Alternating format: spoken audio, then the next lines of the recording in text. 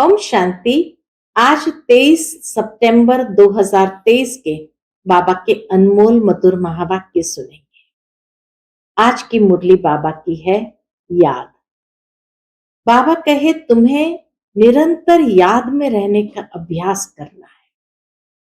क्यों? क्योंकि इसी से ही कर्म भोग चुकतु होंगे और तुम कर्मातीत अवस्था को प्राप्त कर सकेंगे। लेकिन बाबा को साथ साथ वंडर लगता है कि जो माता पिता इतना सुख देने वाला, उसके लिए भी बच्चे कहते हैं क्या करे बाबा, आपकी याद भूल जाती है। तो बाबा कहे वंडर लगता है, माता पिता से इतना सुख मिलता है। बाबा कहे तुम बच्चों के पास ही आत्मा और परमात्मा का यथार्थ ज्ञान है, तो यथार्थ याद भी तुम ही कर सकते हो और तुम बच्चों को निरंतर बाबा को याद करने का अभ्यास करना है। तो सुनते हैं आज के बाबा के अनमोल मधुर महावाक्य। ओम शांति। मीठे बच्चे, आत्मा और परमात्मा का यथार्थ ज्ञान तुम्हारे पास है, इसलिए तुम्हें ललकार करनी है। तुम हो शिव शक्तियां। आज की मुरली से प्रश्न है, सबसे ऊंची मंजिल कौन सी है जिसका ही तुम बच्चे पुरुषार्थ कर रहे हो? उत्तर, निरंतर याद में रहना, यह है सबसे ऊंची मंजिल। याद से ही कर्म भोग चुकतु हो, कर्मातीत अवस्था होगी। जिस माता पिता से अपार सुख मिल रहा है, उनके लिए बच्चे कहते बाबा आपकी याद भूल जाती है। वंडर है ना। देही अभिमानी रहने का पुरुषार्थ चलता रहे तो याद भूल नहीं सकती।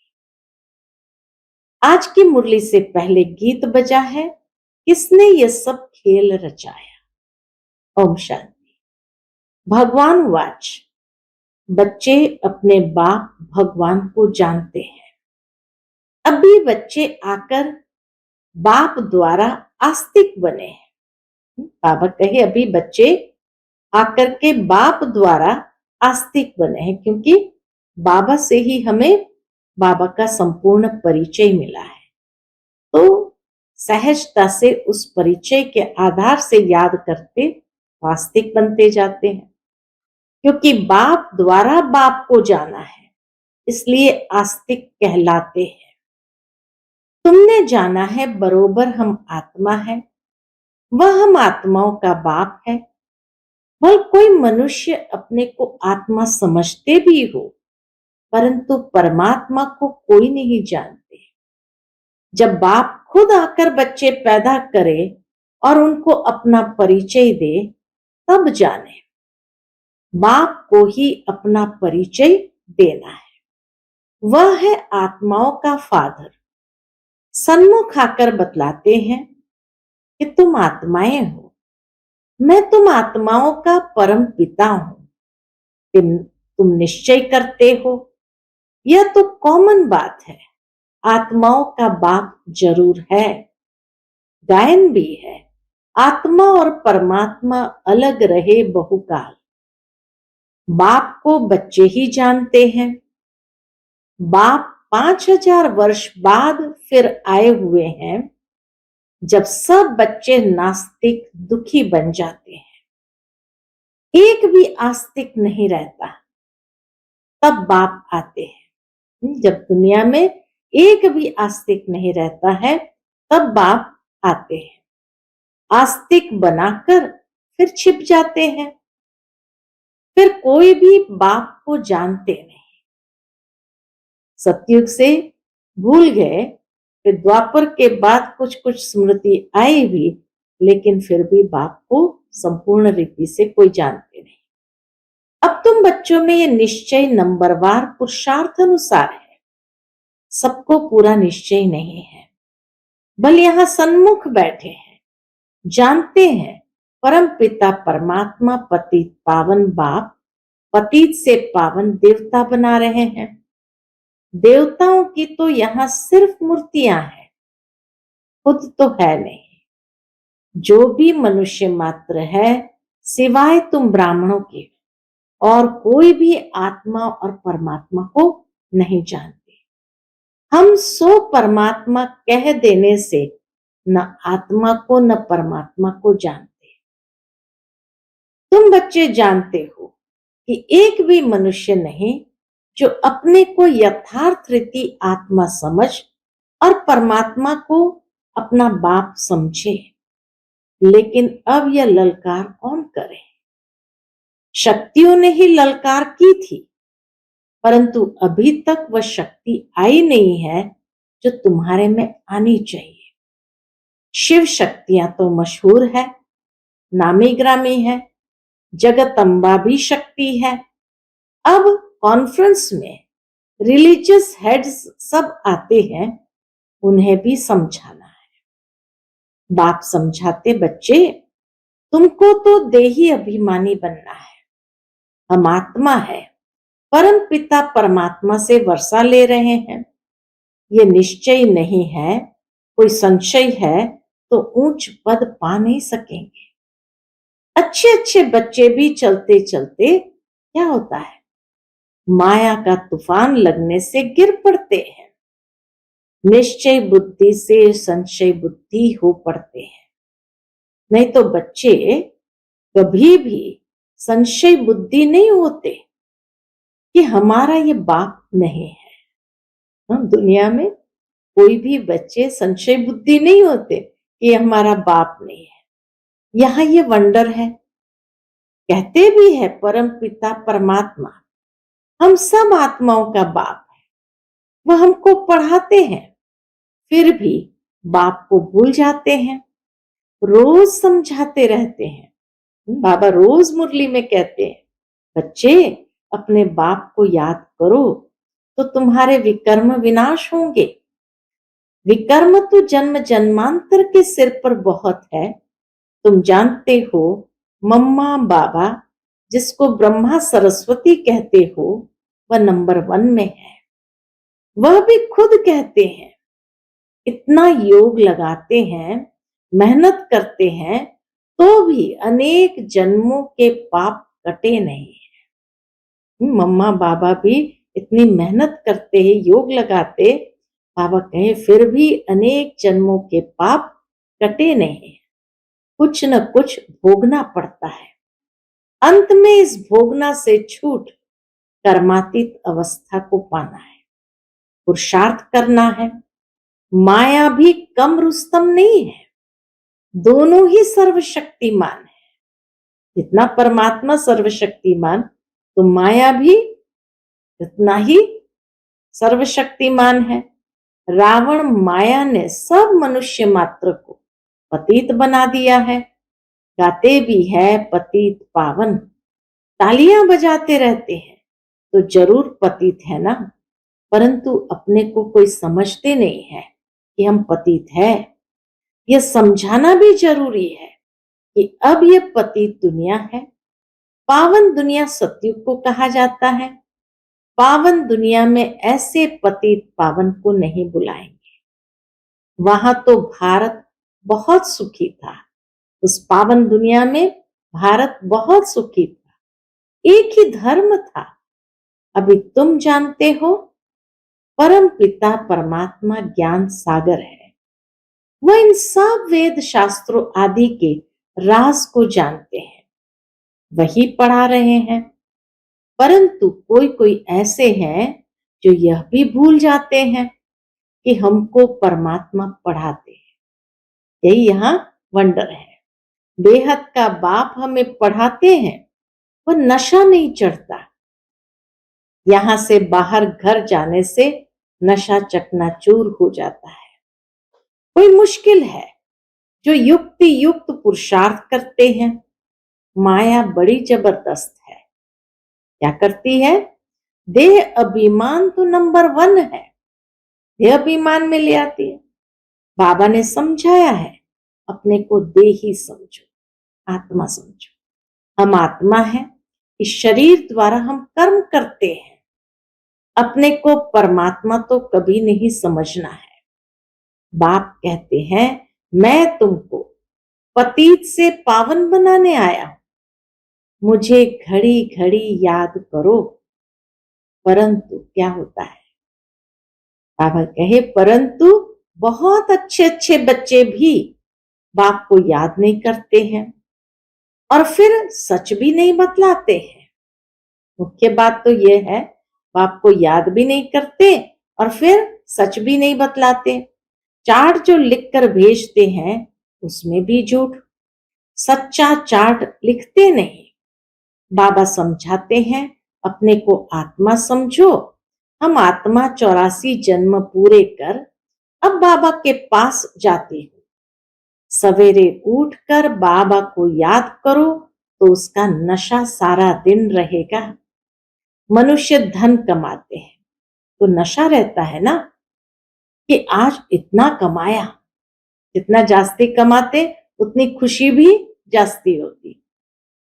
यह भी धंधा है, व्यापार है, तो उसमें कितनी मेहनत करनी चाहिए। ये तो अविनाशी कमाई है, साथ चलने वाली है, तो कितना नशा और कितनी मेहनत करनी चाहिए। बाबा अपना अनुभव बतलाते हैं, कितनी मेहनत करते हैं। सवेरे उठकर अपने से बातें करनी है। अब पाठ पूरा हुआ, अभी हम गए कि गए, फिर 21 जन्म राज्य करना है। कितना मीठा, कितना प्यारा, वंडरफुल बाबा है। ऐसे बाप को कोई भी मनुष्य मात्र जानते नहीं है। बाप आकर बच्चों को अपने से भी ऊंच ले जाते हैं और बच्चे फिर बाप को सर्वव्यापी कहे अपने से भी नीचे ले गए हैं। बाबा बच्चों को कितना अपने से भी ऊंचा बनाते, और बच्चे क्या कहते हैं, बाबा सर्वव्यापी है तो अपने से भी पत्थर ठिक्कर बित्तर में ले जाना कितना नीचे ले गए हैं। इसलिए बाप कहते, तुम बहुत दुखी बन पड़े हो। मैं तुम बच्चों को ब्रह्मांड और विश्व दोनों का मालिक बनाता, इतना ऊंचे ले जाते हैं, और फिर तुम बच्चे मुझ बाप को सर्वव्यापी कह देते हो। यह भी ड्रामा में खेल है। फिर भी बाबा बच्चों को कहते हैं, सारा दोष किसका है, ड्रामा का है। तो यह भी ड्रामा में खेल है। अब बाप डायरेक्शन देते हैं, ऐसे ऐसे समझाओ। लक्ष्मी नारायण आदि देवी देवताएं 100% सॉल्वेंट बुद्धि थे, अभी नहीं है। सॉल्वेंट बुद्धि मन एकदम प्योर बुद्धि थी। फर्क देखो कितना है। कहां भारत स्वर्ग था, अभी नर्क है। यह ज्ञान कोई भी मनुष्य में नहीं है। तुम बच्चों में भी वह ताकत नहीं है। देह अभिमान बहुत है। देही अभिमानी को तो धारणा होनी चाहिए। बाप डायरेक्शन देते हैं, ऐसे ऐसे ललकार करो। आत्मा क्या है, परमात्मा क्या है, कोई को पता नहीं है। तुम जानते हो हम आत्मा बिंदी है। हमारा बाप परमपिता परमात्मा भी बिंदी है। वह नॉलेजफुल पतित पावन है, जन्म मरण में नहीं आते हैं। हम आत्माएं जन्म मरण में आती है। परम पिता परमात्मा कहते हैं, मेरा भी पार्ट है, मैं आता हूं तुम सबको सुखी बनाकर फिर निर्वाण धाम में बैठ जाता। मनुष्य बूढ़े होते हैं तो वानप्रस्थ में चले जाते हैं, परंतु अर्थ नहीं समझते। वानप्रस्थ माना वाणी से परे स्थान। वह थोड़ी वाणी से परे बैठते हैं। अभी वानप्रस्थी तो सब है। हम आत्माएं वाणी से परे रहने वाली है, परंतु उस स्थान को भी जानते नहीं। तुम्हारे में भी कोई कोई की बुद्धि में ये बातें हैं। दे अभिमान बहुत है, बाप को फॉलो नहीं करते। माया भी बहुत प्रबल है। आत्मा और परमात्मा के संबंध को कोई भी नहीं जानते। बाप के संबंध को भी नहीं जानते। बाबा कहे वो हमारा बाप है, बाप बच्चे का संबंध है वो भी नहीं जानते हैं। तुम भी घड़ी घड़ी भूल जाते हैं। बाबा को बहुत वंडर लगता है कि तुम भी घड़ी घड़ी भूल जाते हो। बाप का बनकर बाप को पूरा याद करना चाहिए ना। कहते हैं बाबा घड़ी घड़ी याद करना भूल जाता हूँ। अरे तुम माता पिता को याद करना भूल जाते हो। आश्चर्य की बात है। तुम माता पिता को याद करना भूल जाते हो। निरंतर याद करने की ही मंजिल है। जिस माता पिता से स्वर्ग का वर्षा ले रहे हो तुम उनको भूल जाते हो। वंडर है। माता पिता तो एक ही है। बाप कहते हैं मैं ही तुम्हारा माता पिता हूँ। शिव बाबा कहते हैं मैं ही तुम्हारा माता पिता हूँ। यह है बड़ी गुह्य बातें। कई समझते हैं जगत अम्बा माता है, परंतु नहीं, वह तो साकारी है ना। तुम माता पिता गाते हो निराकार को। यह सब बातें पहले नहीं बतलाते थे। दिन प्रतिदिन गुह्य बातें सुनाई जाती है। कोई भी बात न समझा सको तो बोलो। बाबा ने अर्जुन सुनाया नहीं है। मानो कोई प्रश्न पूछता है और समझा नहीं सकते हो तो कहो बाबा ने अर्जुन सुनाया नहीं है। बाप से पूछेंगे। दिन प्रतिदिन बहुत नई नई पॉइंट्स मिलती रहती है। नॉलेज तो बहुत बड़ी है। नॉलेज तो अथाह है। इसीलिए ज्ञान सागर कहा जाता। सागर माना अथाह। समझने वाले कोई समझे, पढ़ते पढ़ते थक जाते हैं। मेन बात यह है कि पढ़ते पढ़ते कई बच्चे थक जाते हैं। बाबा को लिखते हैं मैं नहीं चल सकूंगा, तंग हो गया। तंग होकर पढ़ाई को छोड़ देते हैं। विकार में जाते हैं तो पढ़ाई छूट जाती है। यह पढ़ाई ब्रह्मचर्य की धारणा से ही होगी। अगर ब्रह्मचर्य को तोड़ा तो धारणा नहीं हो सकेगी। दूसरे को कह नहीं सकेंगे कि काम महाशत्रु है। बुद्धि का ताला ही बंद हो जाता है। मंजिल बहुत ऊंची है। सन्यासी तो गृहस्थ धर्म को छोड़ भाग जाते हैं। वह है हठयोगी सन्यासी और यह है राजयोग। बाबा कहे वो तो हठयोगी सन्यासी है, तुम हो राजयोगी। बाप ही आकर राजयोग सिखलाते हैं। हठयोगी कभी राजयोग नहीं सिखला सकेंगे। यह बात पूरा समझाने का ढंग नहीं आया है। हठयोग और राजयोग को यथार्थ रीति समझाने का बाबा कहे अभी तक बच्चों में ढंग नहीं आया है। उन्हों का है हठयोग सन्यास। वह पतित को पावन बना नहीं सकते। तुम्हारा है बेहद का सन्यास। वह है हद का सन्यास। तुम्हारी बुद्धि में है कि हमारे 84 जन्म पूरे हुए, अब हम वापस जाते हैं। यह बेहद का सन्यास बुद्धि से किया जाता है। हद का सन्यास स्थूलता में है। बेहद का सन्यास बुद्धि से किया जाता है। उनका है हठयोग कर्म सन्यास। तुम्हारा है राजयोग कर्मयोग जो भगवान ने सिखलाया है। अभी तुम अच्छी रीति समझा सकते कि वह है हठयोग और यह है राजयोग। शिव को भी कोई समझते नहीं है। जैसे आत्मा बिंदी है वैसे शिव भी बिंदी है। बिंदी का निशान भी भ्रुकुटी में ही दिया जाता है और कोई जगह बिंदी नहीं देंगे। भ्रुकुटी में ही बिंदी दी जाती है। आत्मा भी यहां ही निवास करती है। ये किसको पता नहीं है। इतनी छोटी बिंदी में 84 जन्मों का अविनाशी पाठ नूंदा हुआ है। ये कितनी डीप बातें हैं। कोई को समझाने नहीं आएगी। रियलिटी में समझाना है।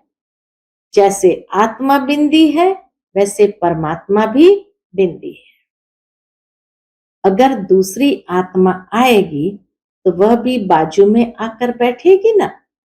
ब्राह्मण में आत्मा को बुलाते हैं। आत्मा आकर बोलती है, हमने फलानी जगह जन्म लिया है। तो वह आत्मा कहाँ आकर बैठेगी? क्या माथे में? उनमें अपनी भी आत्मा है ना। बाप कहते हैं, मैं भी बिंदी हूं, मुझे परम पिता परमात्मा कहते हैं। उनकी बड़ी महिमा भारी है। बाबा की महिमा भी बड़ी भारी है। शिवाय नमः। ये किसने महिमा की? आत्मा शालिग्राम ने। इतनी एक एक छोटी छोटी बात को भी बाबा कितना स्पष्ट करके बताते कि आत्मा शालिग्राम ने शिवाय नमः कहकर बाप की महिमा की। तो जरूर वह अलग है। आत्मा शालिग्राम और परमपिता परमात्मा अलग है। दुनिया इन बातों को नहीं जानती। तुम जानते हो, उनका एक ही नाम शिव है। ब्रह्मा विष्णु शंकर को ब्रह्मा देवताय नमः, विष्णु देवताय नमः कहेंगे, उनको शिव परमात्माय नमः कहेंगे। तो शिव ऊंच ठहराना, यह बातें तुम समझ सकते हो। ये नॉलेज भी तुमको अभी है। तुम्हारा यह हीरे जैसा जन्म है। देवताएं तो प्रालब्ध भोगते हैं, ये प्रालब्ध देने वाला बाप वंडरफुल है। ऐसे पारलौकिक बाप का कितना रिगार्ड रखना चाहिए। बुद्धि योग इस ब्रह्मा में नहीं, उनमें रखना है। वह बाप पढ़ाते हैं इस द्वारा। ये शरीर लोन लिया है। सारी सृष्टि में कितना बड़ा मेहमान है शिव बाबा। सारी सृष्टि में कितना बड़ा मेहमान है। शिव बाबा परम धाम से आते हैं। कितना बड़ा भारत का मेहमान है। कहां से आया हुआ है? उन मिनिस्टर आदि की कितनी इज्जत होती है। यह गुप्त वेश में कितना बड़ा मेहमान क्या करने आया? पतितों को पावन बनाने आया। अच्छा, मीठे मीठे सिकिलते बच्चों प्रति माता पिता बाप दादा का याद प्यार और गुड मॉर्निंग। रूहानी बाप की रूहानी बच्चों को नमस्ते। हम सभी रूहानी बच्चों की रूहानी माता पिता बाप दादा को याद प्यार, गुड मॉर्निंग और नमस्ते नमस्ते। शुक्रिया बाबा, शुक्रिया। आज की मुरली से धारणा के लिए मुख्य सार है। पहली पॉइंट, सवेरे सवेरे उठ याद में बैठ कमाई जमा करनी है। अपने आप से बातें करनी है। देही अभिमानी रहना है।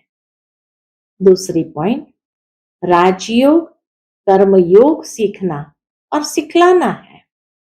कभी भी तंग होकर पढ़ाई नहीं छोड़नी है। बाप का रिगार्ड जरूर रखना है। आज का बाप दादा का मधुर वरदान हम बच्चों के प्रति है। बाप समान बेहद की वृत्ति रखने वाले मास्टर विश्व कल्याणकारी भव। बाप समान बेहद की वृत्ति रखने वाले मास्टर विश्व कल्याणकारी भव। बेहद की वृत्ति अर्थात सर्व आत्माओं के प्रति कल्याण की वृत्ति रखना, यही मास्टर विश्व कल्याणकारी बनना है।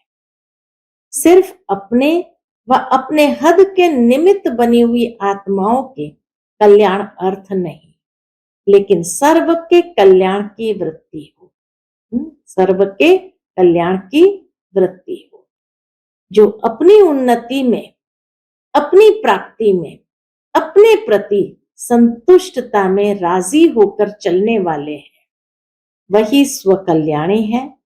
लेकिन जो बेहद की वृत्ति रख बेहद सेवा में बिजी रहते हैं, उन्हें कहेंगे बाप समान मास्टर विश्व कल्याणकारी। जो अपने प्रति, अपनी उन्नति, अपने प्रति संतुष्टि व राजी रहते हैं, उसको कहेंगे स्वकल्याणी। और जो बेहद की वृत्ति रख बेहद सेवा में बिजी रहते हैं, उन्हें कहेंगे बाप समान मास्टर विश्व कल्याणकारी। आज का स्लोगन है, निंदा स्तुति मान अपमान हानि लाभ में समान रहने वाले ही योगी तो आत्मा है। निंदा स्तुति मान अपमान हानि लाभ में समान रहने वाले ही योगी तो आत्मा है। अच्छा, ओम शांति।